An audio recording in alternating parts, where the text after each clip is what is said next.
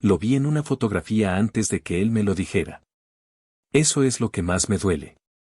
No el hecho en sí, no el dinero, ni siquiera el tiempo perdido. Lo que más me destroza es que me enteré cómo se entera uno de las cosas que no debería descubrir jamás, por accidente, en silencio, mirando una pantalla mientras él dormía a 200 kilómetros de distancia. Era una noche de martes. Yo estaba en el estudio, revisando unas facturas atrasadas, con una taza de café frío a la derecha y el cansancio de 62 años bien vividos pesándome en los hombros. Por alguna razón que todavía no sé explicar, abrí Instagram. No lo hago seguido. Me cuesta esa aplicación, me resulta extraña, llena de imágenes que no entiendo y palabras que parecen inventadas. Pero esa noche la abrí. Y ahí estaba. Una fotografía de Mateo. Mi hijo. Sonriendo frente a una puerta de madera oscura, con un letrero dorado que yo nunca había visto. Un letrero que decía, Hotel Ceniza. Desde 2025. Y la fecha en la esquina de la publicación, hacía 10 semanas. Antes de seguir, dime en los comentarios desde donde me estás viendo. Me llamo Ernesto Valdés. Tengo 62 años, soy ingeniero civil jubilado, y durante 40 años construí una vida que creí entender. Viví en Monterrey hasta que mi esposa murió, hace 7 años, y desde entonces todo ha sido un ejercicio lento de aprender a existir de otra manera. Mateo es mi único hijo. Tiene 34 años, la misma mandíbula firme de su madre, y una forma de hablar que siempre me pareció demasiado segura para alguien tan joven. Cuando me habló por primera vez del proyecto, tenía 29 años y un cuaderno lleno de bocetos. Una casona colonial en Oaxaca que alguien había abandonado, con techos altos y paredes de adobe que todavía guardaban algo parecido a la dignidad. Quería convertirla en un hotel pequeño, íntimo, de esos que la gente busca cuando quiere escapar del ruido sin perder el lujo. Me lo explicó durante 3 horas seguidas en la cocina de mi casa, con los planos extendidos sobre la mesa y los ojos encendidos de una manera que no le veía desde niño. Le dije que sí. Claro que le dije que sí. No porque fuera una inversión segura, que no lo era. No porque yo tuviera el dinero de sobra, que tampoco era así. Le dije que sí porque era Mateo. Porque cuando uno tiene un hijo y ese hijo te mira como me miró esa noche, con esa mezcla de miedo y esperanza que solo tienen las personas que están a punto de jugárselo todo, uno no dice que no, uno firma. Uno transfiere. Uno confía. En total fueron 4.200.000 pesos, repartidos en 3 transferencias a lo largo de 2 años. Dinero de la liquidación cuando me jubilé, dinero del fondo que había guardado para algo que nunca terminé de definir. Dinero que mi esposa Lucía había dejado en una cuenta que yo no tocaba porque me dolía demasiado verla ahí, quieta, como si ella todavía pudiera regresar por él. A ese dinero también lo metí. Durante los primeros meses, Mateo me llamaba seguido. Me mandaba fotos del avance, me contaba los problemas con los contratistas, me pedía opinión sobre los azulejos del baño principal y sobre si era mejor poner vigas de madera real o imitación. Yo respondía todo. Investigaba, comparaba precios, le enviaba artículos sobre diseño de interiores que encontraba en internet aunque no supiera muy bien cómo buscarlos. Me sentía útil. Me sentía parte de algo. Pero poco a poco, las llamadas se fueron espaciando. Primero cada semana, luego cada 15 días. Los mensajes se volvieron más cortos. ¿Todo bien, papá? Avanzando. Ya te cuento. Yo lo atribuí al estrés propio de cualquier obra. Sé lo que es eso.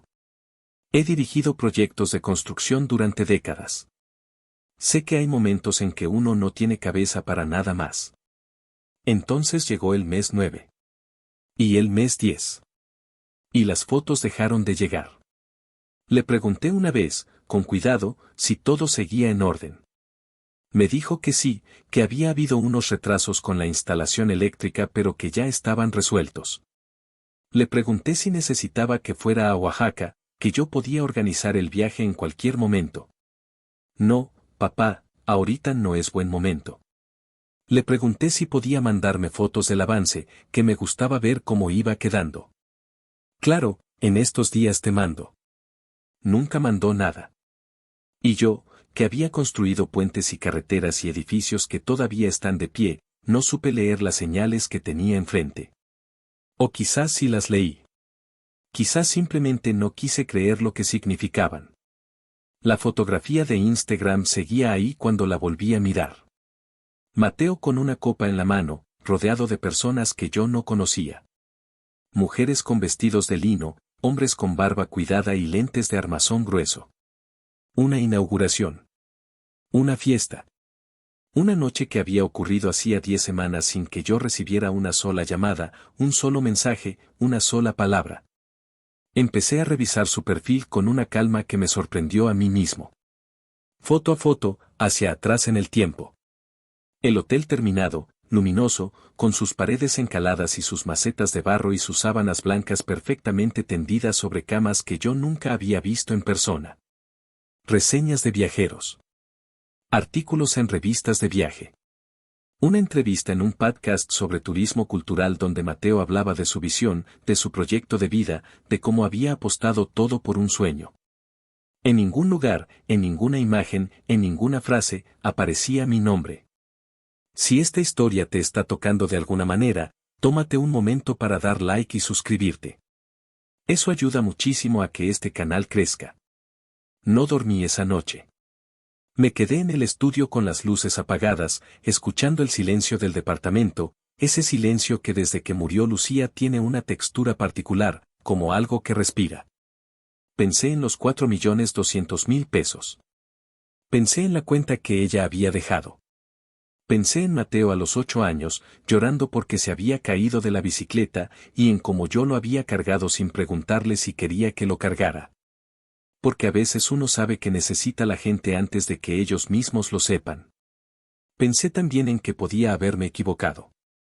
Que quizás había una explicación que yo no estaba viendo. Que quizás Mateo tenía razones que no me había contado. Me obligué a considerar esa posibilidad durante un tiempo honesto, mirándola de frente, sin apartarla demasiado pronto. Pero las fotos estaban ahí. La fecha estaba ahí. Y el silencio de 10 semanas estaba ahí, y ese no tenía ninguna explicación posible que yo pudiera aceptar sin traicionarme a mí mismo. Al día siguiente no lo llamé. Eso también me sorprendió. Hubiera esperado que lo primero que haría sería marcar su número, pedirle una explicación, escuchar su voz. Pero no lo hice. Me senté frente a mi computadora y empecé a trabajar. Tenía los contratos. Los había guardado todos desde el principio, en una carpeta física en mi estudio y en copias digitales en el correo. 3 documentos firmados por Mateo, donde constaba el monto de cada transferencia y una cláusula que yo había insistido en incluir, casi como una formalidad, sin imaginar que algún día la necesitaría. En caso de que el proyecto generara utilidades, yo tendría derecho a recuperar el capital invertido más un porcentaje acordado sobre las ganancias netas de los primeros 5 años. Llamé a mi abogada. Le expliqué la situación con la misma calma con que uno explica los planos de una obra. Ella escuchó sin interrumpir. Al final dijo, Ernesto, tienes todo lo que necesitas. Durante las siguientes semanas actué con una precisión que no sabía que todavía tenía. Pedí los estados financieros del hotel a través de la vía legal correspondiente. Contraté a un contador para revisar los números. Documenté cada transferencia, cada fecha, cada silencio. Fui a Oaxaca un martes por la mañana, sin avisar, y me paré frente al Hotel Ceniza con mis propios ojos. Era hermoso. Tenía que reconocerlo. Las paredes de adobe limpiadas con cuidado, los arcos del zaguán restaurados con precisión, las plantas en los pasillos que creaban esa sensación de que el exterior y el interior eran la misma cosa. Era hermoso y era mío, en parte. Y yo nunca lo había visto. Me hospedé 2 noches. Pagué como cualquier huésped. Nadie en la recepción sabía quién era yo.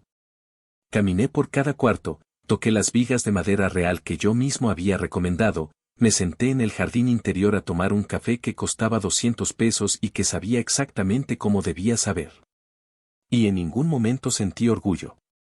Solo sentí una tristeza quieta, del tipo que no llora, que solo observa. La llamada a Mateo la hice cuando ya estaba de regreso en Monterrey, con todo en orden, con los documentos revisados y la estrategia definida. Eran las 7 de la tarde de un jueves. Él contestó al segundo tono, con esa voz suya de siempre, ligeramente distraída, como si siempre tuviera algo más importante ocurriendo en algún lugar cercano. Papá, ¿cómo estás? Bien, le dije. Quiero que hablemos. Claro, dime. No por teléfono. Ven a verme el sábado. Hubo una pausa. ¿Pasa algo? El sábado, Mateo. Quédate conmigo, porque lo que pasó después lo cambió todo. Llegó a las 11 de la mañana con esa forma suya de entrar a los lugares como si los estuviera evaluando.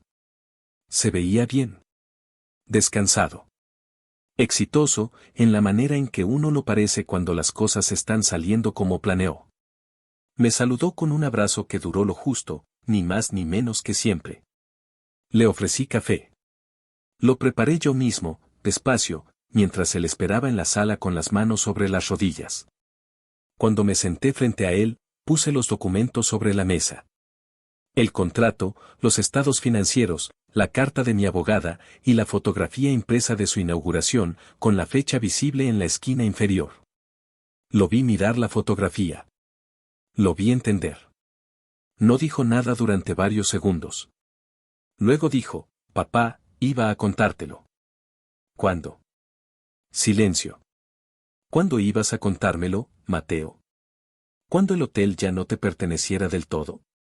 ¿Cuándo hubieras encontrado otro inversionista que me reemplazara? ¿O simplemente nunca? Su mandíbula se tensó.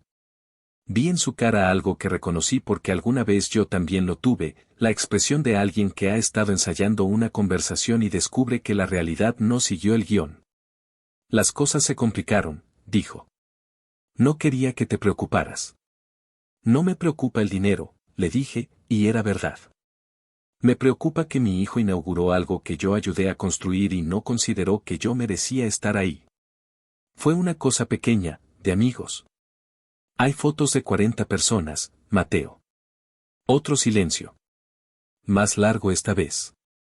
El dinero de tu madre también está en esas paredes, dije. Solo eso. Y no lo dije con rabia. Lo dije como se dice una verdad que pesa demasiado para adornarla con emociones. Él bajó la mirada. Y en ese gesto, en esa fracción de segundo en que su seguridad se dobló, vi al niño de la bicicleta. Vi también algo que no había visto antes, que había crecido sin terminar de crecer, que había aprendido a moverse en el mundo sin aprender del todo a mirar a los lados. La conversación que siguió duró 3 horas. Hubo momentos en que él se defendió, en que buscó argumentos, en que intentó redirigir la conversación hacia sus logros, hacia el esfuerzo que había puesto, hacia lo difícil que había sido sacar adelante el proyecto. Lo escuché todo. No lo interrumpí. Porque una parte de mí entendía que necesitaba decirlo, aunque otra parte sabía que decirlo no lo hacía verdad ni justo. Al final, cuando el silencio entre nosotros volvió a ser habitable, le expliqué lo que mi abogada había preparado. No era una demanda. No quería destruir lo que él había construido, porque destruirlo tampoco me devolvería nada de lo que había perdido. Era una reestructuración del acuerdo, con plazos claros, con rendición de cuentas periódica, y con una cláusula que yo había insistido en agregar de mi propia mano. Que en cualquier evento significativo relacionado con el hotel, yo tendría derecho a ser informado con anticipación. No como acreedor. Como su padre. Él firmó. No con alegría, pero tampoco con resistencia.